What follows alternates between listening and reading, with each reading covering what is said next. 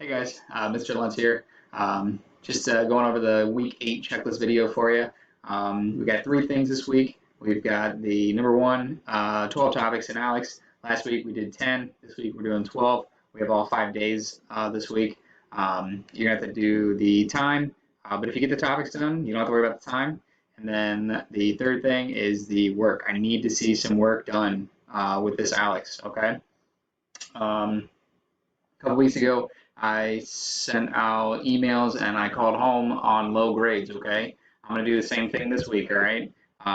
If you need help, you've got to reach out. You got to call me. You got to email me, text me. Through Schoology is going to be the best way. But whatever you got to do to reach me, please do, and I will help you, okay? Yeah, you can send me screenshots.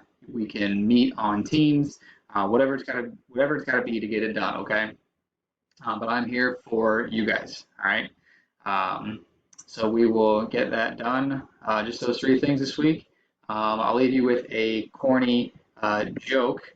It says, why are there gates around cemeteries? Why are there gates around cemeteries? Because people are dying to get in. All right, that's my corny joke for the week.